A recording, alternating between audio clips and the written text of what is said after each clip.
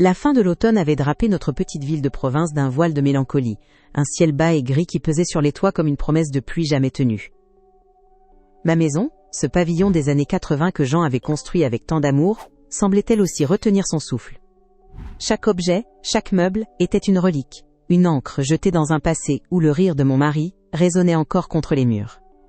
Dehors, le jardin, autrefois notre fierté, se laissait envahir par les feuilles mortes, un tapis cuivré et triste qui témoignait de ma propre négligence.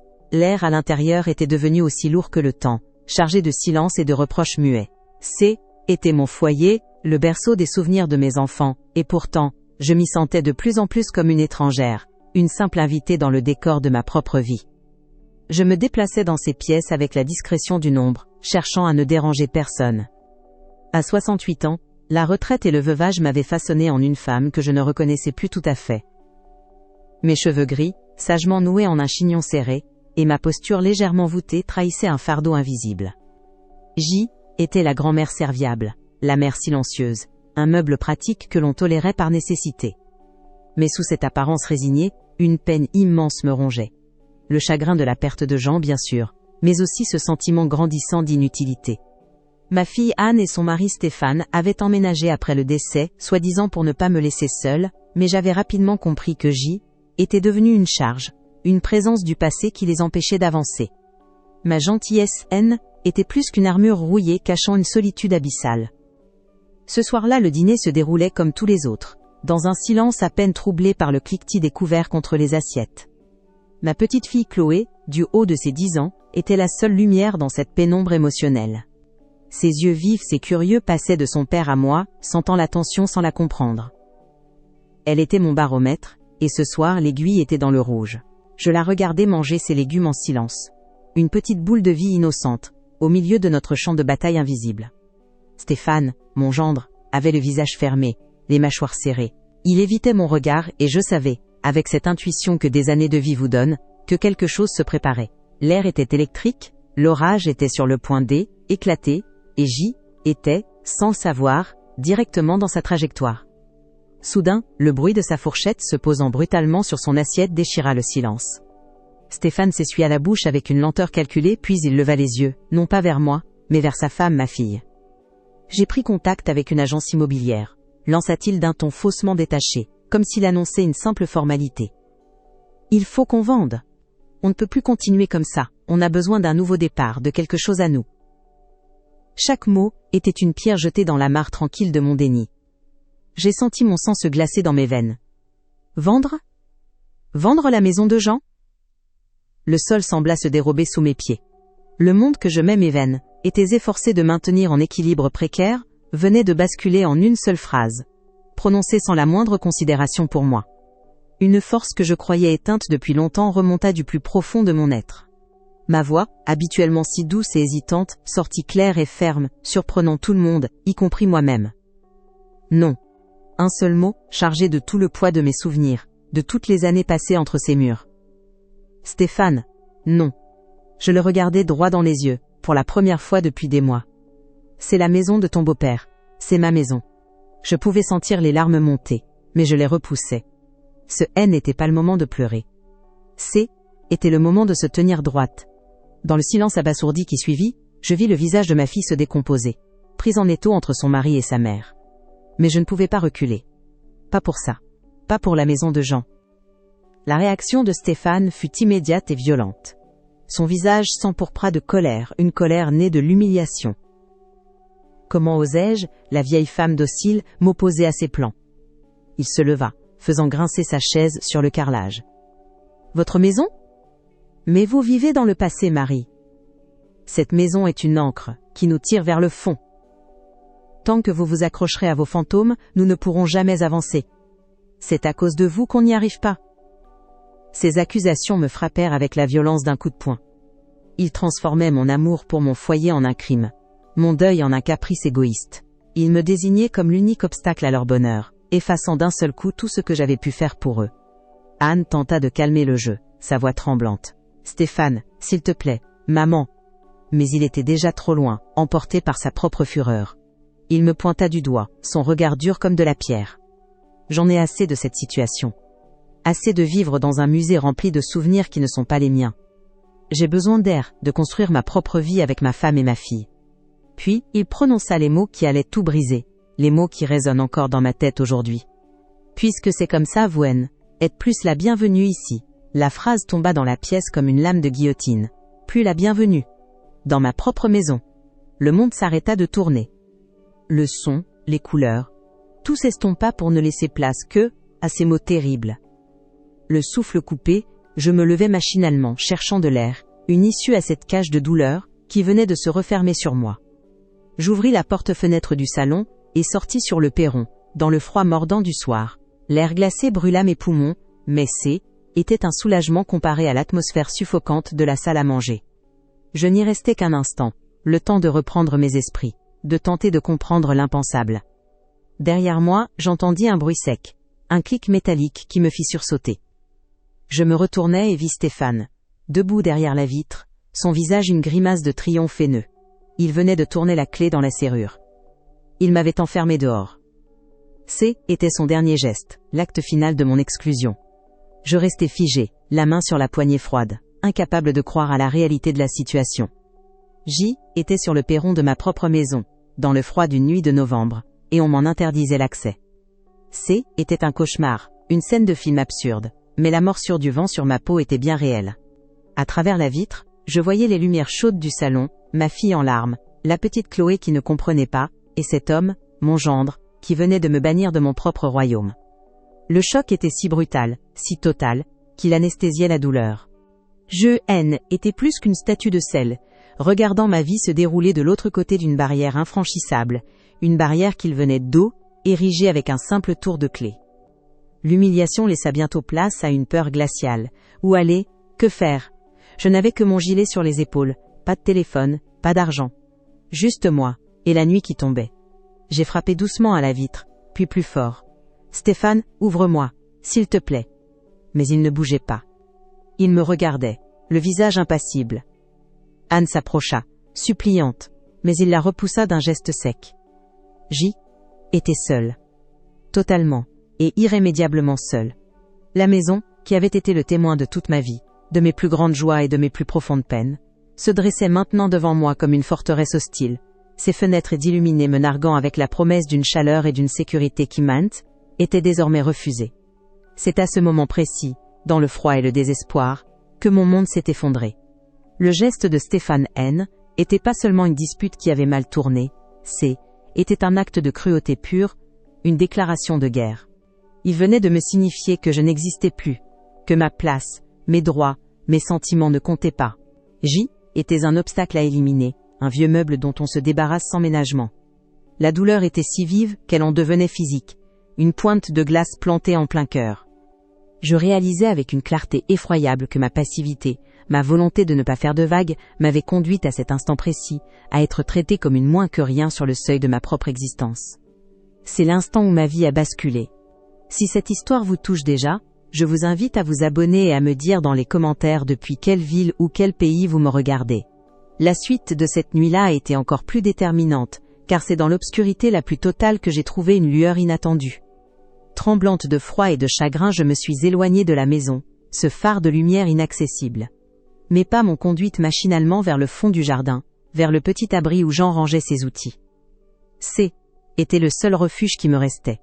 J'ai poussé la porte qui a grincé lugubrement, et je suis entrée dans l'obscurité humide. L'odeur de la terre, de l'huile et du bois vieilli m'a enveloppée. Était l'odeur de mon mari, l'odeur de nos dimanches passés à jardiner. Je me suis assise sur un vieux sac de terreau, le corps secoué de sanglots silencieux. Chaque outil suspendu au mur était un souvenir, chaque recoin de cette cabane un écho de son rire.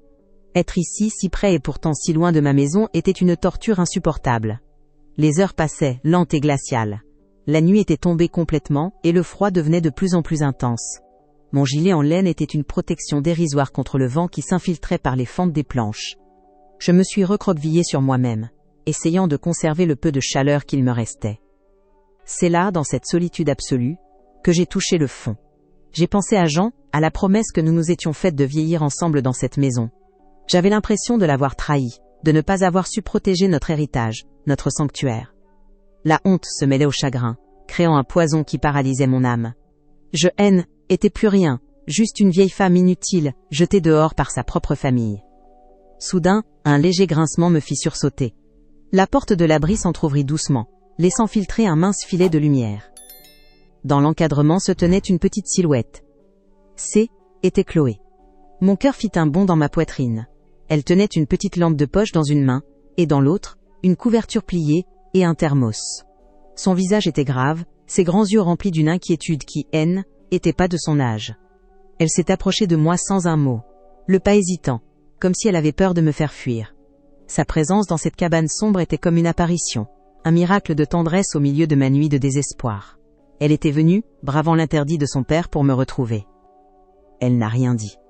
Elle a simplement déplié la couverture et l'a posée sur mes épaules, ses petites mains maladroites s'efforçant de bien me border. Le contact du tissu chaud et doux fut un choc, une vague de chaleur qui se propagea bien au-delà de ma peau, jusqu'à à mon cœur gelé. Puis, elle m'a tendu le thermos. Je l'ai ouvert, et l'odeur d'une tisane à la camomille s'en est échappée, une odeur d'enfance et de réconfort. J'ai bu une gorgée du liquide brûlant et c'est comme si la vie revenait en moi. Ce simple geste, cet acte de pure bonté de la part de ma petite fille, était plus puissant que toute la haine de son père. Était un pont jeté au-dessus du gouffre qui venait de s'ouvrir dans ma vie. Alors qu'elle se blottissait contre moi cherchant à me réchauffer de son petit corps, elle a murmuré une phrase qui allait tout changer.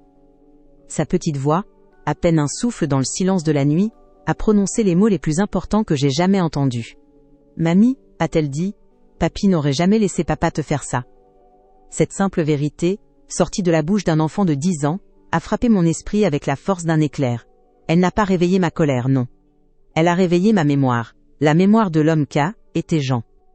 La mémoire de son amour, de son respect, de la manière dont il m'avait toujours traité comme une reine, dans ce royaume que nous avions bâti ensemble. Ce n'était pas une simple phrase. Était un électrochoc, une révélation.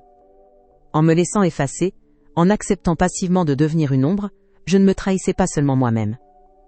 Je trahissais la mémoire de mon mari. Je laissais profaner tout ce qu'il avait construit, tout ce qu'il avait représenté. Le geste de Chloé et ses mots m'ont soudainement donné une perspective nouvelle. Mon combat n'était pas un caprice de vieille femme s'accrochant au passé. Était une question de dignité. Était une question d'honneur. L'honneur de la femme que Jean avait aimée et respectée. Je devais me battre, non seulement pour moi, mais pour lui. Pour que sa petite fille voie que sa grand-mère n'était pas une victime. J'ai serré Chloé contre moi, sentant une nouvelle force m'envahir, une détermination froide et tranquille. Les larmes avaient séché sur mes joues. La peur avait disparu, remplacée par une résolution inébranlable. J'ai regardé la maison, dont les lumières commençaient à éteindre une à une. Ce était plus une forteresse ennemie. Était mon territoire, un territoire que j'allais reconquérir. Stéphane avait cru me briser, mais il avait fait bien plus. Il avait réveillé la femme que j'avais oubliée, la femme qui avait affronté bien des tempêtes aux côtés de son mari. Cette nuit était pas la fin. Était le début de ma bataille. Et au fond de moi, je savais que, d'une manière ou d'une autre, j'allais la gagner. Le souvenir de Jean est une chose étrange, à la fois un baume et un poison. Il y a 40 ans, ce terrain était qu'un champ boueux, en bordure de la ville. Jean, avec ses mains larges et calleuses d'ouvrier du bâtiment, voyait déjà tout. Il voyait la cuisine où je préparerais des milliers de repas, la chambre de notre future fille, le jardin où nous regarderions nos petits-enfants jouer. Il n'était pas un homme de grands discours, mais ses actions parlaient pour lui. Chaque brique posée, chaque poutre ajustée, était une lettre d'amour, la promesse silencieuse d'une vie entière passée ensemble sous ce toit. Il disait toujours « Une maison, Marie, ce ne sont pas des murs, c'est le cœur d'une famille. Et notre cœur, il sera solide. » Je me souviens des week-ends passés à ses côtés, lui tendant les outils, préparant des thermos de café brûlants pour le réchauffer en hiver. J'étais alors une jeune secrétaire, mes journées remplies de bruit de machines à écrire et de conversations futiles. Revenir ici, sur notre chantier, sec, était retrouver le réel, le tangible. Je voyais notre avenir se construire littéralement sous mes yeux. Nos amis nous prenaient pour des fous, s'endetter ainsi pour un rêve incertain. Mais nous n'avions aucun doute. Nous étions jeunes, amoureux, et nous avions cette foi inébranlable en l'avenir, cette certitude que notre travail et notre amour suffiraient à surmonter tous les obstacles. Cette maison N était pas seulement notre foyer, C était le symbole de notre force commune. Quand Anne est née, la maison a enfin trouvé son âme. Ses premiers pas ont résonné sur le carrelage du salon que Jean venait de poser. Ses rires d'enfant ont rempli les pièces d'une joie que je n'aurais jamais cru possible. Jean était un père merveilleux, patient et dévoué. Le soir, après sa journée de travail, il s'asseyait par terre avec elle pour construire des tours de cubes, son grand corps robuste contrastant avec la fragilité de notre petite fille. Le jardin est devenu notre paradis. Il y a planté un cerisier l'année de sa naissance, en disant « Quand tu seras grande, tu te souviendras que ton père a planté cet arbre pour toi. » Chaque printemps, quand l'arbre se couvrait de fleurs blanches, C était comme si son amour pour elle, S, épanouissait à nouveau.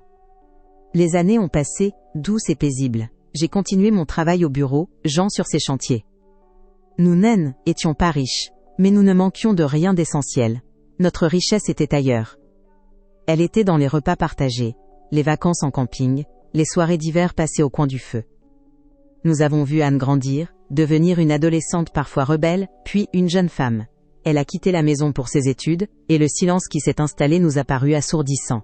Mais nous savions que était le cours normal de la vie. Nous nous sommes retrouvés tous les deux, comme au début, nos liens renforcés par toutes ces années de souvenirs partagés entre ces murs. La maison était notre cocon, notre forteresse contre les aléas du monde extérieur. C'est à cette époque qu'Anne a rencontré Stéphane. Au début, il m'a semblé être un jeune homme charmant, ambitieux et plein d'attention pour notre fille. Jean, lui, était plus réservé.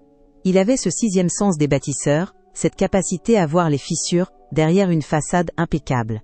Il ne disait rien de mal sur Stéphane, mais je voyais dans son regard une pointe de méfiance. « Il parle beaucoup, cet homme », me disait-il parfois le soir. « J'aime mieux les gens qui font. » Je mettais ça sur le compte de sa prudence naturelle, de son instinct de père protecteur. Je voulais tellement voir ma fille heureuse que j'ai probablement ignoré les quelques signaux d'alarme que mon propre cœur percevait. Leur mariage fut une belle journée, mais même là, une ombre planait. Stéphane avait insisté pour une réception grandiose, bien au-dessus de leurs moyens, promettant que son nouveau projet d'entreprise couvrirait largement les frais. Jean et moi avions participé financièrement bien plus que nous n'aurions dû, pour éviter à Anne l'humiliation d'une annulation. Je me souviens de la conversation que j'ai eue avec Jean la veille du mariage. « Ce n'est pas l'argent qui m'inquiète, Marie », m'avait-il confié, « c'est la mentalité. On ne construit pas sa vie sur des apparences. Le bonheur, c'est comme une maison, ça se bâtit sur des fondations solides, pas sur du tapal, œil. » Ces paroles résonnent aujourd'hui avec une clarté prophétique. Puis la maladie a frappé, brutale, injuste. Le diagnostic est tombé comme un coup près, un cancer agressif. L'homme qui avait soulevé des poutres d'acier toute sa vie, se retrouvait affaibli, diminué. Notre maison s'est transformée en hôpital. Les rires ont été remplacés par le bruit des appareils médicaux et les conversations à voix basse. J'ai quitté mon travail pour m'occuper de lui à plein temps. C'était des mois d'une infinie tristesse, mais aussi d'un amour plus profond que jamais. Nous savions que nos jours ensemble étaient comptés et chaque instant devenait précieux. Il passait des heures à regarder par la fenêtre contemplant le jardin, le cerisier, son œuvre. « Promets-moi de prendre soin de tout ça, Marie », me disait-il. « C'est tout ce qui restera de moi. » Sa mort a laissé un vide si immense que j'ai cru que j'allais être aspiré dedans. Le silence dans la maison était assourdissant. Chaque objet me rappelait son absence. Ses chaussures près de la porte, sa tasse de café préférée dans le placard, l'odeur de son eau de Cologne qui flottait encore dans la salle de bain. J'errais dans les pièces comme un fantôme, incapable de trouver ma place dans ce monde où il était plus. Anne et Stéphane venaient me voir bien sûr, mais leur vie continuait.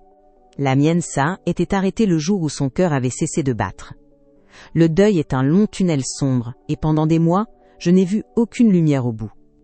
C'est Anne qui a eu l'idée qu'ils emménagent avec moi. « Tu ne peux pas rester seule, maman. » Et puis, avec le bébé qui arrive, on sera à l'aile. Étroit dans notre appartement. Ici, il y a de la place. Sur le moment, l'idée m'a semblé être une bénédiction. La perspective d'entendre à nouveau des rires d'enfants dans la maison, la présence de ma fille à mes côtés. Était une bouée de sauvetage à laquelle je me suis accrochée sans réfléchir. Stéphane semblait d'accord, parlant des économies qu'il pourrait faire, de la chance d'avoir une grand-mère sur place pour la petite Chloé. J'ai accepté avec gratitude, voyant en eux le remède à ma solitude. Les premiers mois de cohabitation furent une lune de miel. L'arrivée de Chloé a ramené la vie et la lumière dans la maison. Ses gazouillis puis ses premiers pas ont chassé les fantômes du chagrin. Je me suis jetée à corps perdu dans mon rôle de grand-mère. était une nouvelle raison de vivre. Je préparais les biberons, changeais les couches, la berçais pour l'endormir. Je me sentais utile à nouveau, nécessaire. Anne me remerciait tous les jours. Et même Stéphane avait des mots gentils. Vous êtes formidable, Marie. On ne sait pas ce qu'on ferait sans vous. Je croyais sincèrement que nous avions trouvé un nouvel équilibre, une nouvelle façon de former une famille. Mais l'équilibre était fragile et les fissures n'ont pas tardé à apparaître. L'entreprise de Stéphane, ce fameux projet qui devait les rendre riches, a fait faillite. Il n'en a jamais parlé ouvertement, mais son humeur s'est assombrie.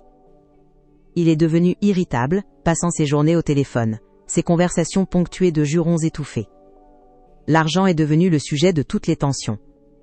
J'entendais des bribes de disputes entre lui et Anne, des mots comme dette, huissier, dernière chance. Lentement, insidieusement, son regard sur moi a changé. Anne était plus la grand-mère providentielle, mais une bouche de plus à nourrir, une charge financière. Les premières piques étaient subtiles, presque anodines. Vous laissez la lumière allumée dans le couloir, Marie, il faut faire attention aux factures. Ou encore, le chauffage est vraiment trop fort. On n'a pas les moyens de chauffer toute la maison comme un château. Je ne disais rien, éteignais les lumières. Je baissais le thermostat, je mettais un gilet supplémentaire. Je voulais préserver la paix à tout prix. Je me disais que était le stress qui le faisait parler ainsi, que je devais être compréhensive. Je marchais sur des œufs, essayant de me faire la plus discrète possible, de ne jamais être une source de contrariété. Anne était prise au milieu. Je la voyais souffrir de la situation. Elle essayait de défendre son mari, de justifier son comportement. Il est juste très inquiet, maman. Ce n'est pas contre toi. Mais je voyais bien qu'elle n'en croyait pas un mot. Elle était tiraillée entre la loyauté envers son mari et l'amour pour sa mère. Et comme beaucoup de gens dans cette position, elle a choisi la voie la plus facile. Évitement. Nos conversations sont devenues superficielles, nous ne parlions plus de ce qui comptait vraiment. Le fossé se creusait entre nous, un silence rempli de tout ce que nous n'osions pas nous dire. Mon rôle dans la maison a changé progressivement. De matriarche et propriétaire des lieux, je suis devenue une sorte d'employée de maison non rémunérée. Je m'occupais de Chloé, je faisais les courses, le ménage, la cuisine. Je le faisais avec amour, bien sûr, mais ce était plus un partage. Était une attente. Si un soir, fatigué, je ne préparais pas le dîner, Stéphane faisait une remarque acerbe. Rien de prêt? Je pensais que vous aviez toute la journée pour ça. Chaque geste de ma part était considéré comme un dû. Chaque manquement comme une faute. J'avais perdu ma voix, mon droit de dire non, je suis fatigué. La maison elle-même est devenue un champ de bataille silencieux. Stéphane a commencé à critiquer la décoration, les meubles que Jean et moi avions choisis avec tant de soin. Ce buffet est tellement démodé. On devrait tout moderniser. Il parlait de notre maison, mais dans sa bouche, le nous m'excluait. Il voulait effacer toutes les traces de Jean, toutes les traces de mon passé, pour imposer sa propre marque. Chaque objet qu'il voulait jeter était un morceau de ma vie qu'il voulait anéantir. Je résistais doucement, en disant que j'y tenais, mais chaque petite victoire était épuisante. Chloé était ma seule alliée, mon seul rayon de soleil dans cette grisaille grandissante. Avec elle, je pouvais être moi-même. Nous passions des heures dans le jardin, je lui apprenais le nom des fleurs, nous lisions des histoires dans le fauteuil près de la cheminée, le même où Jean s'asseyait autrefois. Elle semblait sentir la tension dans la maison, et se réfugiait auprès de moi. « Pourquoi papa est toujours en colère, mamie ?» me demandait-elle parfois. Que pouvais-je répondre à ça? Je me contentais de la serrer dans mes bras, lui disant que les grandes personnes avaient parfois des soucis compliqués. Je me suis surprise à faire des choses que je n'aurais jamais imaginées. Je cachais de la nourriture dans ma chambre, des petits gâteaux ou des fruits, pour ne pas avoir à subir de remarques si je prenais une collation. Je mangeais rapidement, la tête baissée, pour finir avant tout le monde et me retirer dans ma chambre. J'avais peur. Peur de ces sautes d'humeur, peur de ces regards méprisants, peur d'une confrontation ouverte. J'avais peur de perdre ma fille si je me défendais. Alors j'ai choisi le silence et la soumission, me persuadant que était une forme de courage, une façon de protéger ce qui restait de ma famille. L'erreur que j'ai commise, et je la vois clairement maintenant, c'est d'avoir confondu la patience avec la passivité. J'ai cru qu'en encaissant les coups sans rien dire, les choses finiraient par s'arranger. J'ai pensé que mon silence était une force, alors qu'en réalité, était un poison. Chaque remarque non contestée, chaque injustice acceptée donnait plus de pouvoir à Stéphane. Je lui ai appris, par mon comportement, qu'il pouvait me traiter comme il le voulait, sans conséquence. Je me suis effacée petit à petit, jusqu'à devenir presque transparente. et quand on est transparent, les gens finissent par vous traverser sans même vous voir. Je me souviens d'un incident particulièrement humiliant, quelques semaines avant cette fameuse nuit. Stéphane avait reçu des amis pour un barbecue dans le jardin. J'avais passé la journée à tout préparer, les salades, les marinades, la table. Pendant le repas, l'un des invités m'a complimenté sur la maison. « Vous avez une maison magnifique, Marie !» Avant que j'aie pu répondre, Stéphane a pris la parole. « Oui, on a beaucoup de chance. C'est beaucoup de travail pour la maintenir en état, mais on s'y sent bien. » Le « on » était encore une fois exclusif. Il a parlé de la maison comme si elle était la sienne, s'attribuant tout le mérite. J. était réduite au rang de décor. Ce jour-là, j'ai senti quelque chose se briser en moi. L'humiliation était publique, totale. J'ai vu Anne baisser les yeux, mal à l'aise. Mais elle n'a rien dit. Elle n'a pas corrigé son mari, n'a pas rétabli la vérité. Son silence a été une trahison encore plus douloureuse que les mensonges de Stéphane. Après le départ des invités, alors que je nettoyais la cuisine seule, j'ai pleuré silencieusement. Ce N était pas des larmes de tristesse, mais de rage. Une rage impuissante qui me rongeait de l'intérieur. Je me suis regardée dans le reflet de la fenêtre, et je n'ai pas reconnu la femme que je voyais. Une vieille femme courbée, vaincue. Le jardin, le dernier sanctuaire de Jean, est devenu lui aussi une source de conflit. J'y passais le plus de temps possible, était mon refuge. Mais Stéphane a commencé à se plaindre. Toutes ces fleurs, ça demande trop d'entretien. On devrait mettre du gazon synthétique partout, ce serait plus simple. L'idée même me révulsait. Ce jardin était vivant, il était le fruit du travail de Jean. Chaque rosier, chaque massif de lavande avait une histoire. Vouloir le recouvrir de plastique, était comme vouloir embaumer un corps encore vivant. Était la négation de tout ce qui comptait pour moi. J'ai essayé d'en parler à Anne, une dernière fois. Je l'ai prise à part un après-midi, alors que Chloé était à l'école. Anne, ma chérie, il faut qu'on parle de ce qui se passe. Je ne me sens plus chez moi ici. Sa réaction m'a glacée. Elle s'est mise sur la défensive immédiatement. Maman, s'il te plaît, ne commence pas. Stéphane est sous une pression énorme. Tu ne te rends pas compte? Essaye d'être un peu plus conciliante. Conciliante. Ce mot m'a frappé comme une gifle. J'avais passé les 2 dernières années à être conciliante, à m'effacer, à tout accepter. Et ce N était toujours pas assez. J'ai compris à ce moment-là que j'étais seule. Ma propre fille ne me soutenait plus. La tension est montée d'un cran la semaine précédant le dîner fatidique. Une lettre recommandée est arrivée. Je l'ai vue sur la table du couloir, au nom de Stéphane. Plus tard, je l'ai entendu crier au téléphone. « Je ne peux pas payer maintenant. Il me faut plus de temps. » Quand il a raccroché, il m'a croisé dans le couloir. Son regard était noir de haine. Était un regard qui disait clairement « Tout ça c'est de votre faute ». Il avait besoin d'un coupable pour ses échecs, et J était la cible parfaite. La vieille femme qui s'accrochait à sa grande maison, l'empêchant de la vendre pour régler ses dettes. Je sentais l'orage gronder, l'atmosphère était devenue irrespirable. Chaque repas était une épreuve, un silence lourd de reproches inexprimés. Chloé elle-même le sentait. Elle, d'habitude si bavarde, restait silencieuse, ses yeux allant de son père à moi, comme si elle regardait un match de tennis invisible et terrifiant. J'essayais de lui sourire, de la rassurer, mais mon cœur n'y était pas. Je vivais dans l'attente de l'explosion, sachant qu'elle était inévitable, mais sans savoir quelle forme elle prendrait. Je n'aurais jamais pu imaginer la cruauté de ce qui allait se passer. Avec le recul, je vois mon parcours comme une lente descente, une érosion progressive de ma propre valeur. Cela n'a pas commencé avec des cris et des insultes. Cela a commencé par de petites concessions, de petits silences, de petites lâchetés de ma part. J'ai sacrifié ma dignité sur l'autel de la paix familiale, sans comprendre que la paix sans respect n'est qu'une trêve avant la guerre. J'ai laissé un étranger prendre le contrôle de ma vie et de ma maison, la maison que Jean avait bâtie pour moi, pour nous. Je l'ai laissé souiller sa mémoire par mon manque de courage. Cette prise de conscience, là, dans le froid de l'abri de jardin, a été douloureuse mais nécessaire. Le passé ne pouvait plus être une excuse pour ma passivité. Au contraire, il devait devenir mon carburant. Le souvenir de l'amour de Jean, de son respect, de sa force, ne devait plus me faire pleurer. Il devait me donner la force de me battre. La femme qu'il avait aimée était pas cette ombre craintive que J était devenue. Était une femme forte, capable de tenir tête au monde à ses côtés. Il était temps qu'elle revienne. Le conflit N était donc pas seulement entre Stéphane et moi. Il était en moi. Était la bataille entre la Marie du passé, elle, épouse et la mère aimante mais soumise, et la Marie que je devais devenir pour survivre, pour honorer la promesse faite à mon mari. La peur de la confrontation était immense. La peur de briser ma famille pour de bon me paralysait. Mais la peur de continuer à vivre ainsi, dans le mépris et l'humiliation, était devenue encore plus grande.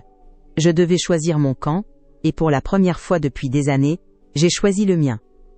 La question financière était au cœur du problème de Stéphane, mais pour moi, elle était secondaire. Il voyait la maison comme un capital, un amas de briques pouvant être liquidé pour résoudre ses problèmes. Je la voyais comme un sanctuaire, le dépositaire de toute une vie de souvenirs. Notre vision du monde était diamétralement opposée. Il était dans le matériel, l'immédiat. J était dans l'immatériel, elle, éternelle. Ce conflit était insoluble par le compromis. L'un de nous devait céder, et j'avais décidé que ce ne serait plus moi. J'ai repensé à toutes les femmes de ma génération, élevées pour être discrètes, serviables, pour ne pas faire de vagues. On nous a appris à faire passer les besoins des autres avant les nôtres, à considérer le sacrifice comme une vertu. J'ai suivi ces règles, toute ma vie. Mais cette nuit-là, j'ai compris que ces règles étaient fausses. Le respect de soi n'est pas de l'égoïsme. Défendre ses droits n'est pas de l'agressivité. Parfois, la plus grande preuve d'amour que l'on puisse donner à sa famille, c'est de leur apprendre la signification du mot respect, même si la leçon est douloureuse. La situation avec Anne était la plus complexe. Comment faire face à son mari sans la perdre elle? Était mon plus grand dilemme. Mais en y réfléchissant, je me suis demandé si je ne l'avais pas déjà perdue.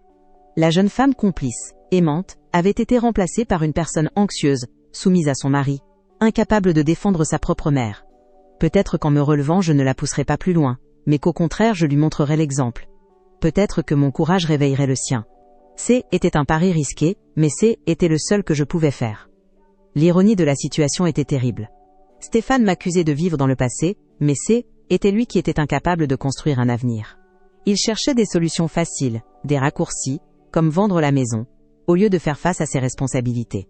Il projetait ses propres échecs sur moi, faisant de mon attachement à mes souvenirs un crime. La vérité, c'est que mon passé était ma force, la fondation sur laquelle je pouvais reconstruire ma vie. Son avenir, lui, était bâti sur du sable, sur des dettes et des illusions. Je me suis remémoré les détails de la construction de la maison. Jean avait insisté pour que tous les papiers soient en ordre. On ne sait jamais ce que la vie nous réserve, Marie. Il avait fait les choses dans les règles, avec le soin et la prévoyance qui le caractérisaient. Il avait pensé à tout, à me protéger même après sa mort. Ses pensées, qui étaient restées enfouies sous des couches de chagrin et de résignation, ont refait surface avec une clarté aveuglante. Il m'avait laissé plus qu'une maison. Il m'avait laissé des armes pour la défendre, et j'allais les utiliser. La colère de Stéphane était née de son impuissance. Un homme acculé, humilié par ses échecs financiers, qui cherchait à restaurer son autorité en s'attaquant à la personne la plus vulnérable de la maison. Moi. Son agressivité n'était qu'un masque pour sa propre peur. Comprendre cela ne l'excusait en rien. Mais cela m'a permis de ne plus prendre ses attaques personnellement. Ce n'était pas moi qui l'haïssais, était l'image de ma stabilité, de ma sécurité, de tout ce qu'il n'avait pas réussi à obtenir par lui-même. Je me suis rendu compte que j'avais contribué à ce déséquilibre. En assumant toutes les tâches domestiques, en les soulageant de nombreuses charges, je leur avais permis de vivre dans une sorte d'illusion. Je leur avais facilité la vie au point qu'ils avaient oublié que tout cela avait un coût, non pas seulement financier, mais aussi humain. Mon travail invisible était devenu une évidence, et donc, sans valeur à leurs yeux. Il était temps de leur présenter la facture, non pas en euros, mais en vérité et en respect. La nuit dans l'abri de jardin a été un creuset. Le froid, la peur, le désespoir m'ont dépouillé de toutes mes illusions. Je suis arrivé au fond, là où il n'y a plus rien à perdre. Et c'est souvent à cet endroit précis que l'on trouve la force de tout reconstruire. Le geste de Chloé, si simple et si pur, a été elle, étincelle. Elle ne m'a pas seulement apporté une couverture et une tisane. Elle m'a apporté la confirmation que je me battais pour quelque chose de juste. Je ne me battais pas seulement pour des murs, mais pour la transmission de valeurs, pour qu'elles grandissent en sachant qu'on ne traite pas les gens de cette façon. Le développement du conflit était donc inévitable, il n'y avait plus de retour en arrière possible, la ligne avait été franchie. En me mettant dehors, Stéphane n'avait pas seulement commis un acte de cruauté, il avait commis une erreur stratégique. Il avait sous-estimé son adversaire. Il avait réveillé la femme qui dormait en moi, la femme de Jean, la gardienne de la maison. Il pensait avoir gagné une bataille, mais il venait de déclencher une guerre qu'il ne pouvait pas gagner. Je me suis souvenu d'une conversation avec mon père il y a très longtemps. J était une jeune fille, et je me plaignais d'une injustice à Belle École. Il m'avait dit, « Marie, dans la vie on ne te donnera pas toujours le respect que tu mérites. Parfois il faut aller le chercher, le prendre, et ne jamais le laisser repartir. » J'avais oublié cette leçon. Pendant des années, j'avais attendu qu'on me donne le respect, qu'on reconnaisse ma valeur. Cette nuit, j'ai compris que je devais aller le chercher moi-même. La relation avec ma fille Anne était la clé de tout. Sa passivité était une forme de complicité avec son mari. Elle avait peur de lui, peur de le perdre, peur de l'instabilité financière. Mais en me laissant traiter de la sorte, elle se trahissait elle-même, elle trahissait l'éducation que Jean et moi lui avions donnée. J'espérais qu'en me voyant me battre, je lui rappellerais qui elle était, la fille de son père, une femme forte et juste. Mon combat était aussi pour elle, pour la libérer de l'emprise de son mari. Les problèmes financiers de Stéphane étaient le symptôme, pas la cause. La cause profonde était un manque de respect fondamental, une vision de la famille basée sur le pouvoir et le contrôle, et non sur l'amour et le soutien mutuel. Il voyait les relations humaines comme des transactions, où chacun doit être rentable. J était devenu non rentable à ses yeux. Ma valeur ne se mesurait plus en affection ou en histoire, mais en mètres carrés à vendre. C était cette vision du monde que je devais combattre. Mon apprentissage durant ces 2 années de cohabitation a été amer. J'ai appris que la gentillesse sans fermeté est perçue comme de la faiblesse. J'ai appris que le silence face à l'injustice est une forme d'encouragement pour l'agresseur. J'ai appris que l'amour ne suffit pas s'il n'est pas accompagné de respect mutuel. L'aube s'est levée dans une explosion silencieuse de gris et de rose pâle, une lumière fragile qui peinait à percer le voile de brume matinale. J était restée assise dans l'abri de jardin toute la nuit, le corps engourdi par le froid mais l'esprit étrangement clair, plus lucide qu'il ne l'avait été depuis des années. La couverture de Chloé était toujours sur mes épaules, un talisman de chaleur et de courage. La résolution qui avait germé en moi au milieu de la nuit était solidifiée, transformée en un roc inébranlable au fond de mon âme. Je n'avais plus peur. Le désespoir avait brûlé toutes mes craintes, ne laissant que les cendres d'une détermination froide. Il était temps de rentrer chez moi, non pas en suppliante, mais en souveraine. Le moment de la confrontation était arrivé, et je m'y étais préparé dans le silence glacial de cette longue veille. J'ai marché lentement à travers le jardin endormi, mes pas feutrés sur l'herbe couverte de rosée. Chaque fleur, chaque arbuste que Jean avait planté semblait me saluer, me donner sa bénédiction silencieuse. La maison se dressait devant moi, encore silencieuse. LN était plus une forteresse ennemie, mais mon royaume assiégé que je venais libérer. J'ai glissé la vieille clé de secours, celle que j'en gardais toujours sous un pot de géraniums, dans la serrure de la porte de service. Le mécanisme a tourné avec un léger clic, un son qui a résonné dans le silence de l'aube, comme un coup de feu. Ce son N était pas celui d'une effraction, mais celui d'une réappropriation. J était chez moi, et j'entrais par ma propre volonté, forte de mon droit et de ma nouvelle résolution. La cuisine était baignée dans la lumière blafarde du petit matin, l'odeur du café commençait à flotter dans l'air. Stéphane était là, le dos tourné, en train de se servir une tasse. Il portait encore son pyjama, les cheveux en désordre, l'air d'un homme qui a bien dormi, satisfait de lui-même. En m'entendant entrer, il s'est retourné, un sourire narquois aux lèvres, s'attendant sans doute à me voir brisée, implorante, gelée. Son sourire s'est figé lorsqu'il a vu mon visage. Il n'y a pas trouvé de larmes, pas de supplication, mais une sérénité de pierre, un regard droit et inflexible qui l'a déstabilisé. Il ne s'attendait pas à ça. Il s'attendait à une victime, et il se retrouvait face à une adversaire. Le silence s'est installé, lourd, électrique, plein de tout ce qui allait se dire. Il a été le premier à le rompre, sa voix rauque de sommeil et de mépris. Alors, on a fini par trouver un moyen de rentrer ? J'espère que la nuit dehors vous a rafraîchi les idées. Ces mots étaient censés être des pics, des humiliations supplémentaires, mais ils ont glissé sur moi sans m'atteindre. J était protégé par une armure invisible, celle de la vérité et de la dignité retrouvée. Je ne lui ai pas répondu. Je l'ai simplement regardé, laissant mon silence lui renvoyer la laideur de ses propres paroles. Je l'ai dépassé sans un mot, traversant la cuisine d'un pas calme et mesuré, me dirigeant vers le salon, vers l'endroit où se trouvait mon objectif. Chaque pas était délibéré, chaque mouvement était empreint d'une autorité nouvelle qu'il ne me connaissait pas. Dans le salon, je me suis dirigé vers le vieux secrétaire en chêne que Jean avait hérité de son père. J'ai sorti une petite clé de la poche de mon gilet, et j'ai ouvert le tiroir du bas, celui qui était toujours resté fermé. À l'intérieur, sous une pile de vieilles photos et de lettres, se trouvait une boîte en fer blanc, rouillée sur les bords. C était notre boîte à trésors, la gardienne de nos documents les plus importants. Je l'ai prise dans mes mains. Elle était lourde, pas seulement de son poids de métal, mais du poids de toute une vie. C était la prévoyance de mon mari, son amour transformé en protection légale, que je tenais entre mes mains. Je suis retourné dans la cuisine, la boîte serrée contre ma poitrine. J'ai posé la boîte sur la table en bois, entre Stéphane et moi. Le son mat du métal sur le bois a résonné dans la pièce, un bruit sec et définitif qui a marqué la fin d'une ère, et le début d'une autre. Stéphane me regardait avec un mélange d'incompréhension et d'agacement. Qu'est-ce que c'est que cette comédie ? Vous sortez les bijoux de famille pour me supplier ? Sa tentative d'ironie sonnait faux, trahissant une nervosité grandissante. Il sentait que le contrôle de la situation lui échappait, que le scénario qu'il avait écrit dans sa tête était pas en train de se dérouler comme prévu. Je n'ai toujours pas répondu à sa provocation, me contentant d'ouvrir le loquet de la boîte. L'intérieur sentait le papier vieilli, une odeur d'archives et de souvenirs. J'ai sorti délicatement une liasse de documents jaunis, pliés en 4. Au sommet de la pile se trouvait celui que je cherchais. Je l'ai déplié avec un soin infini. Était un document officiel, couvert de tampons et de signatures. L'acte de propriété de cette maison. Je l'ai lissé sur la table, puis, d'un geste lent et délibéré, je l'ai fait glisser sur le bois ciré à ce qu'il s'arrête juste devant Stéphane. Mes doigts ne tremblaient pas. Mon cœur battait calmement. Un métronome marquant le rythme de ma reconquête. Le moment était enfin venu de parler. De briser des années de silence et de soumission. J'ai levé les yeux vers lui, et pour la première fois, je n'ai vu qu'un homme faible, un homme effrayé par ses propres échecs. Ma voix est sortie, calme, claire, sans la moindre trace de colère ou de tremblement.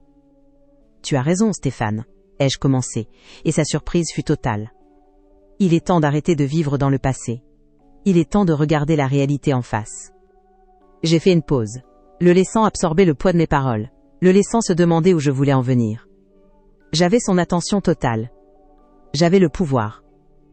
Je sentais la force de Jean à mes côtés, sa main sur mon épaule, me donnant le courage de prononcer les mots qui allaient tout changer. Alors regarde bien ce document, ai-je poursuivi, mon doigt se posant sur une ligne de texte dactylographiée. Regarde bien le nom qui est écrit ici. Il a baissé les yeux à contre-cœur, son regard parcourant les lignes officielles, cherchant à comprendre. J'ai vu le moment précis où il a compris. Ses yeux se sont écarquillés, une lueur de panique remplaçant son arrogance. Le nom de mon mari était là, bien sûr, mais juste en dessous, une mention qu'il n'avait jamais imaginée. Une mention qui anéantissait tous ses plans, toutes ses certitudes, toute son autorité usurpée. Le silence qui a suivi fut plus assourdissant que n'importe quel cri. Cette maison m'appartient en pleine propriété, ai-je déclaré, chaque mot pesé, chaque syllabe chargée de la force de la vérité. Par donation entre époux, faite par mon mari bien avant sa maladie, Jean a toujours été un homme prévoyant. Je le regardais droit dans les yeux, sans ciller, le laissant se noyer dans la réalité de la situation. Le choc sur son visage était total, une décomposition lente de ses traits. Il venait de comprendre qu'il n'avait aucun droit ici. Aucun pouvoir. Ilmetwench n'était pas le maître des lieux, il n'avait jamais été rien de plus qu'un invité. Un invité qui avait gravement outrepassé les limites de l'hospitalité. Il a essayé de balbutier quelque chose, une protestation, un déni, ce n'est pas possible, Anne. Mais les mots se sont étranglés dans sa gorge. Le document était là, sur la table, une preuve irréfutable, un mur de vérité contre lequel sa colère et ses mensonges venaient de se fracasser. Il a passé une main tremblante sur son visage, l'homme arrogant et dominateur s'effondrant de l'intérieur, remplacé par un petit garçon pris en faute. L'humiliation était totale, non pas parce que je l'avais criée, mais parce qu'elle émanait des faits, de la simple et implacable vérité qu'il avait si longtemps ignorée et méprisée. C'est à ce moment-là qu'Anne est apparue sur le seuil de la cuisine, attirée par le silence inhabituel. Elle était en robe de chambre, les yeux encore bouffis de sommeil et de larmes. Elle nous a regardés, son mari défait, sa mère debout, droite et digne, et le papier officiel étalé sur la table comme une déclaration de paix après une longue guerre. Son regard a tout de suite compris. Elle n'a pas eu besoin de lire le document. Elle a lu la vérité sur nos visages. J'ai vu la honte et le regret envahir ses traits. La honte d'avoir laissé faire, d'avoir été complice par son silence. Elle s'est approchée lentement, les yeux fixés sur moi. « Maman » a-t-elle murmuré, sa voix brisée. « Je suis tellement désolée. » Les larmes coulaient maintenant sur ses joues, mais ce « N » étaient plus des larmes de peur ou de confusion. Étaient des larmes de remords, des larmes de prise de conscience. Elle a regardé son mari avec une expression nouvelle, une déception si profonde, qu'elle en était douloureuse à voir. Elle venait de voir l'homme qu'elle avait épousé pour ce qu'il était vraiment, dépouillé de toutes ses excuses et de ses justifications. Le réveil était brutal, mais nécessaire. Je me suis tournée vers eux deux, non pas avec triomphe, mais avec une gravité solennelle. Ma transformation était complète. Je, N, était plus l'ombre effacée qui hantait les couloirs de sa propre maison. J, était redevenue la matriarche, la gardienne de ce foyer.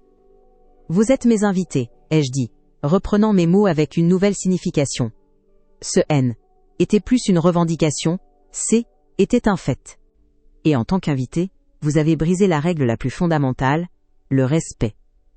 La pièce était silencieuse, à l'exception des sanglots étouffés d'Anne.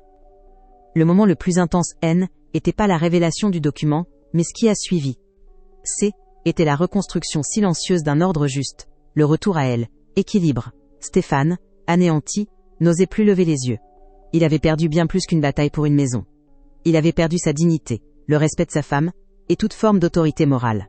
Il était nu, exposé dans toute sa petitesse. J'ai ressenti un bref instant de pitié pour lui, mais elle a été rapidement remplacée par la certitude que cette humiliation était la seule voie possible vers une éventuelle rédemption pour lui, et pour notre famille. Ma décision était prise, claire et irrévocable. Je n'allais pas les chasser. La cruauté N était pas ma nature, et je ne voulais pas priver Chloé de son père, ni ma fille de son mari, aussi imparfait soit-il. La vengeance n'aurait fait que perpétuer le cycle de la douleur. Mon but N était pas de détruire, mais de reconstruire sur des bases saines. À partir d'aujourd'hui, ai-je annoncé, ma voix ne laissant place à aucune discussion, les règles vont changer. Cette phrase, prononcée dans le calme de la cuisine, avait la force d'une loi. ¿Te está gustando esta historia? Déjà un like, y suscríbete al canal. Ahora continuamos con el video. Je n'ai pas eu besoin de crier, ni de menacer. Mon calme était plus puissant que n'importe quelle colère. J'ai regardé Anne, qui avait enfin trouvé le courage de soutenir mon regard. Nous allons avoir une longue discussion, tous les trois. Mais d'abord je vais aller réveiller Chloé et lui préparer son petit déjeuner. Parce que dans cette maison la vie continue, et elle continuera selon mes valeurs. Les valeurs de respect, de gentillesse et d'honnêteté que ton père et moi avons toujours défendues. Mon message était clair, la normalité, la routine, l'amour pour l'enfant étaient les priorités, mais elles seraient désormais encadrées par une autorité juste et bienveillante. Le climax n'a pas été une explosion, mais une implosion. L'univers de mensonges et de domination que Stéphane avait bâti s'est effondré sur lui-même. Pour Anne, ce fut un réveil douloureux, la fin d'un déni qui l'emprisonnait. Pour moi ce fut une renaissance. J'avais affronté ma plus grande peur, non pas mon gendre, mais ma propre passivité. J'avais trouvé ma voie, et en la trouvant j'avais non seulement sauvé ma maison, mais j'avais aussi ouvert la voie à la guérison de ma famille. Le chemin serait long et difficile, mais pour la première fois, il y avait un chemin. J'ai laissé l'acte de propriété sur la table, symbole de cette nouvelle ère. Puis je leur ai tourné le dos, et j'ai commencé à sortir les bols et les céréales du placard. Un geste simple, quotidien, mais qui en cet instant précis était l'acte le plus puissant que je pouvais accomplir. C était l'affirmation que J était la maîtresse de ma cuisine, de ma maison, de ma vie. Je n'avais pas eu besoin de les expulser physiquement. Je les avais expulsés de la position de pouvoir qu'ils occupaient indûment. La véritable reconquête N était pas légale, elle était morale. Le dialogue le plus profond n'a pas été fait de longs discours, mais de phrases courtes et chargées de sens. Et surtout, de silence. Le silence de Stéphane, rempli de honte. Le silence d'Anne, rempli de remords. Mon silence, avant de prendre la parole, rempli de 40 ans de souvenirs et d'amour. C'est dans ces silences que la véritable communication a eu lieu, que les masques sont tombés, et que les âmes se sont mises à nu. C'est là que la transformation est devenue possible. Non par la force, mais par la vérité. Cette scène a été la plus intense de ma vie, non pas par sa violence, mais par sa vérité. J'ai agi non pas en mon nom seul, mais au nom de Jean, au nom de Chloé, au nom de toutes les femmes de ma génération qu'on a voulu réduire au silence. J'ai compris que la supération ne consistait pas à oublier le passé, ou à fuir le conflit, mais à puiser dans ses racines la force d'affronter le présent, et de construire un avenir digne. Mon héritage N était pas fait de briques, mais de courage. Finalement, ma plus grande victoire n'a pas été de prouver que la maison était à moi. Ma plus grande victoire a été de me prouver à moi-même que j'existais encore. Que sous la grand-mère effacée et la veuve endeuillée, il y avait toujours Marie. Une femme forte, une femme digne, la femme que Jean avait aimée. Et cette femme-là ne se laisserait plus jamais, jamais, enfermer dehors. Ni de sa maison, ni de sa propre vie. Le climax de cette histoire N était pas la fin d'un conflit, mais le véritable début de mon retour à la vie. Le silence qui a suivi ma déclaration fut plus lourd et plus profond que n'importe quel cri. Stéphane était anéanti, non pas par une explosion de colère, mais par le poids écrasant de la vérité. Il restait assis à la table de la cuisine, le regard vide, fixé sur l'acte de propriété comme s'il s'agissait de sa propre condamnation. Anne, en larmes, était approchée de moi, et avait posé une main tremblante sur mon bras, un geste de reddition, d'excuse et de retour. Dans cet instant suspendu, la dynamique de notre famille s'est réinitialisée. Le pouvoir n'avait pas simplement changé de main. Il était dissous pour laisser place à quelque chose de plus fragile mais infiniment plus précieux. La possibilité d'une reconstruction. Je savais que la bataille était gagnée, mais la paix, elle, restait entièrement à construire, et ce serait un travail bien plus délicat et exigeant. La journée qui a suivi fut étrange, une navigation prudente dans les eaux troubles de notre nouvelle réalité. Personne n'a élevé la voix. Stéphane s'est enfermé dans sa chambre, tandis qu'Anne et moi nous sommes occupés de Chloé, créant autour d'elle une bulle de normalité. Mais entre nous les silences étaient éloquents. Plus tard dans l'après-midi nous nous sommes assises toutes les deux dans le salon, le même salon où la veille au soir mon monde était effondré. Ses excuses étaient sincères, maladroites, pleines de la honte d'avoir laissé son mari m'humilier, d'avoir été complice par sa passivité. Je ne l'ai pas accablé de reproches. J'ai simplement écouté, comprenant que son propre réveil était une épreuve suffisamment douloureuse. J'ai appris ce jour-là que le pardon ne consiste pas à effacer une faute, mais à décider que la relation est plus importante que l'offense. Le soir venu, j'ai demandé à ce que nous nous réunissions tous les trois. Ce ne fut pas un tribunal, mais un conseil de famille. D'une voix calme, j'ai exposé ma vision de l'avenir. Je ne voulais pas les chasser. Cette maison avait été construite pour abriter une famille, et malgré tout, c'est ce que nous étions encore. Mais les fondations étaient fissurées, et nous devions les rebâtir ensemble sur des bases saines. J'ai expliqué que leur présence était plus un droit acquis, mais un choix mutuel, conditionné par le respect. Ma maison resterait ouverte, mais ses portes seraient désormais gardées par la dignité. Était plus la grand-mère serviable et silencieuse. Était la gardienne de ce lieu, et des valeurs qu'il représentait. Était un nouveau contrat, moral et émotionnel, que je leur proposais de signer. Ma proposition fut concrète et sans ambiguïté. Vous pouvez rester, leur ai-je dit, mais pas comme avant. J'ai établi que, dorénavant, ils participeraient de manière formelle aux charges de la maison. Non pas un loyer, ce qui aurait été humiliant, mais une contribution juste et équitable aux factures, à la nourriture, à l'entretien. Était une manière de transformer leur présence en une collaboration, de leur redonner un statut d'adulte responsable plutôt que d'enfant gâté, ou d'usurpateur. Pour Stéphane, cela signifiait l'obligation de trouver un travail stable, quel qu'il soit, et de faire face à ses responsabilités financières, sans utiliser ma maison comme un bouclier ou un capital à liquider. Était un chemin vers la rédemption par l'action, et non par de simples excuses. La réaction de Stéphane fut celle d'un homme qui a touché le fond. Il n'y avait plus d'arrogance, plus de colère, seulement une résignation lasse. Il a accepté mes conditions d'un simple hochement de tête, sans même oser croiser mon regard. Je crois qu'au fond de lui il était soulagé. Je ne lui offrais pas seulement un toit, mais une structure, un cadre pour se reconstruire, chose dont il était manifestement incapable par lui-même. Pour Anne, ce fut une libération. Elle voyait dans ma décision non pas une punition, mais une solution, une porte de sortie à la situation intenable dans laquelle elle était enfermée. Elle a pleuré de nouveau, mais cette fois, étaient des larmes de soulagement. La crise avait été terrible, mais elle avait permis de crever l'abcès et de repartir sur des bases claires. Les semaines qui ont suivi ont été une période d'ajustement. L'atmosphère était parfois tendue, maladroite. Nous apprenions à cohabiter différemment. Stéphane a fini par trouver un emploi de magasinier. Ce n'était pas le poste prestigieux dont il avait toujours rêvé, mais était un travail honnête, et pour la première fois je l'ai vu rentrer le soir avec une fatigue saine, celle de quelqu'un qui a gagné sa journée. Il a commencé à participer aux petites réparations dans la maison, demandant timidement des conseils pour changer un joint ou réparer une clôture. Chaque geste était une petite pierre ajoutée à la reconstruction de sa propre estime et du respect qu'il m'avait perdu. Lentement, très lentement, l'homme brisé commençait à se réparer. Mon propre changement a été le plus spectaculaire. J'ai retrouvé ma voix, et avec elle, ma joie de vivre. J'ai recommencé à m'occuper de mon jardin avec une passion renouvelée. Chaque fleur que je plantais était un acte de reconquête de mon propre bonheur. J'ai repris contact avec de vieilles amies, je me suis inscrite à un club de lecture. La maison a recommencé à vivre au rythme de mes envies, et non plus de mes obligations. Anne, me voyant même, épanouir, a elle aussi commencé à changer. Elle a retrouvé une part de son indépendance, de son assurance. Nos conversations sont redevenues profondes, complices. Nous étions plus seulement mère et fille cohabitant par nécessité, nous étions redevenues deux femmes qui s'aiment et se soutiennent. Chloé a été le baromètre de cette transformation. L'enfant anxieuse et silencieuse des derniers mois a laissé place à une petite fille à nouveau pétillante et joyeuse. Elle sentait que l'air était plus léger, que les rires avaient remplacé les tensions.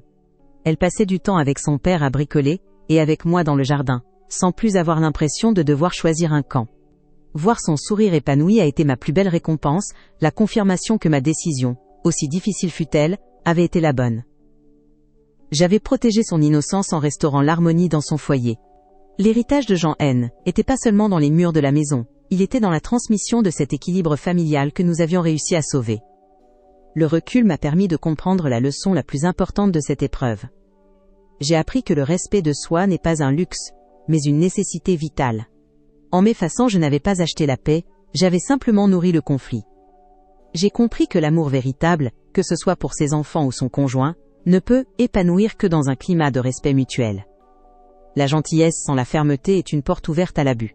Ma plus grande erreur n'avait pas été de les accueillir, mais de m'oublier en le faisant. Mon retour à la vie a été de me souvenir que J était la première personne dont je devais prendre soin. La maison a retrouvé son âme. Elle n'est plus un musée figé dans le passé, mais un lieu de vie, vibrant et tourné vers l'avenir. Les souvenirs de Jean y sont toujours présents, mais ils ne sont plus des fantômes écrasants. Ils sont devenus des racines bienveillantes, qui nourrissent notre présent. Quand je regarde par la fenêtre et que je vois Stéphane montrer à Chloé comment tailler un rosier, en utilisant les vieux outils de son grand-père, je sais que la boucle est bouclée. Le respect a été transmis non par les mots, mais par les actes. Le nouveau départ qu'il désirait tant, il ne l'a pas trouvé en vendant la maison, mais en apprenant à y vivre différemment. La réconciliation a été un processus lent, pavé de petits gestes quotidiens. Un merci sincère de la part de Stéphane pour un bon repas. Une offre spontanée d'Anne pour faire les courses à ma place. Une tasse de thé partagée dans le jardin, sans qu'aucun sujet ne soit tabou. Ce sont ces petites choses qui ont retissé les liens que nous avions failli rompre, pour de bon. Nous avons appris à communiquer, à exprimer nos besoins et nos limites sans agressivité. La famille parfaite n'existe pas, mais nous sommes devenus une famille vraie, avec ses cicatrices, mais aussi avec une force nouvelle née de l'aile, épreuve surmontée ensemble. Je suis redevenue la matriarche de ma famille, non pas une matriarche autoritaire, mais un pilier, un point de référence stable et aimant. Mon autorité ne vient plus d'un acte de propriété, mais de la sagesse que j'ai acquise. Je n'ai plus peur de dire non, plus peur de déplaire. J'ai trouvé un équilibre entre donner et recevoir, entre aimer les autres et m'aimer moi-même. Ma solitude n'a pas disparu, le manque de Jean est une cicatrice qui ne se refermera jamais, mais elle n'est plus un abîme. Elle est une part de moi, apprivoisée, intégrée à une vie qui est redevenue riche, et pleine de sens. Le printemps suivant cette terrible nuit fut le plus beau de ma vie. Le jardin, que j'avais entièrement réinvesti, a explosé de couleurs et de parfums. Le cerisier planté par Jean pour la naissance d'Anne était couvert de fleurs, plus magnifique que jamais. Un dimanche midi, nous étions tous les quatre attablés sous sa ramure, partageant un repas simple, dans une atmosphère de paix retrouvée. Le soleil filtrait à travers les feuilles, dessinant des taches de lumière sur la nappe. Il n'y avait pas de grands discours, juste le bonheur simple d'être ensemble, unis et respectueux les uns des autres. En regardant ma fille, mon gendre et ma petite-fille rire ensemble, j'ai ressenti une profonde gratitude. La vie m'avait poussé dans mes derniers retranchements, m'avait dépouillé de tout, pour finalement me rendre au centuple ce que j'avais cru perdre. J'avais perdu une illusion de paix, pour gagner une harmonie véritable. J'avais perdu ma passivité, pour gagner ma liberté.